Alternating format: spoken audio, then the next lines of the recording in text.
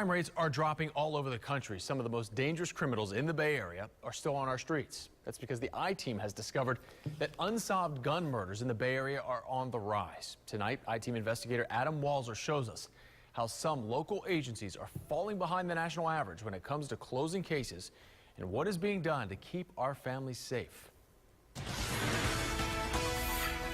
It gets hard, but we still a family, and we'll always be together. John Singleton's young face smiles from the photo on his tombstone. It ain't a day go by that I don't think about him, because I loved him. Last week marked the anniversary of his murder. I mean, it's been 2 years, no word. The 17-year-old was attending a friend's birthday party with 60 other people at Unique Island Grill when a gunfight broke out. Singleton, who had never been arrested, was an innocent bystander. Wrong place at the wrong time. Many people there, a lot of witnesses. Singleton's friends honored him in the school yearbook and at homecoming. Our first float is a tribute and in memory of a fallen titan, John Singleton. But nobody at the party ever came forward to identify the trigger man. Somebody knows something, they just won't tell. The reluctance of witnesses to come forward has led to plenty of unsolved gun murders in the Bay Area. The I-Team has identified 50 unsolved gun murders from 2011 and 2012. Most of their killers likely remain on the loose.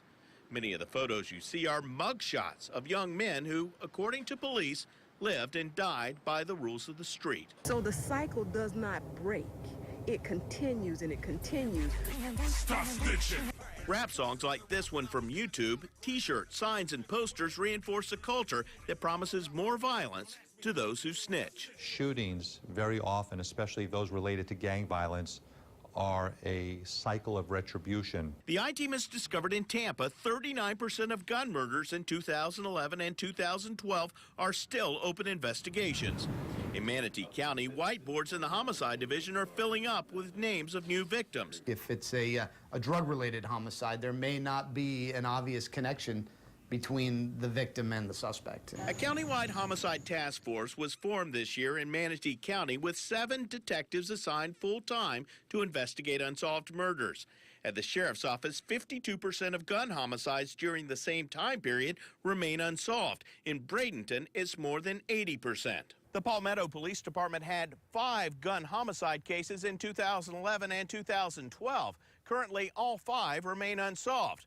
But police hope that the task force can change all that. The fact that we have more detectives now, more resources, they're able to spend more time focusing on individual cases. This is our forensic unit. Back in Tampa, more resources are being dedicated to the Forensic Crime Lab, which now has 17 full-time technicians. This is a case we're working on, and it was also recovered from a crime scene.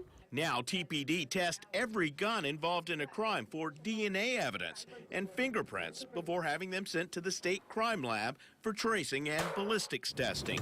All that information is then entered into a database. So where people won't speak, people won't come forward, the evidence will. The technology is there, it is real, and we're taking full advantage of it. Family members of victims hope these new tools will help bring justice as well as peace. You know, you get these people off the street so that they don't hurt someone else. I-Team investigator Adam Walser taking action for you. The Tampa Police Department is sponsoring a workshop next week involving 15 local, state, and federal agencies. They will learn more about establishing a single method of collecting and entering information into the gun database to help determine if the weapons were used in other crimes. If you have a tip on John Singleton's murder or any other unsolved case, you can call Crime Stoppers at 1-800-873-TIPS.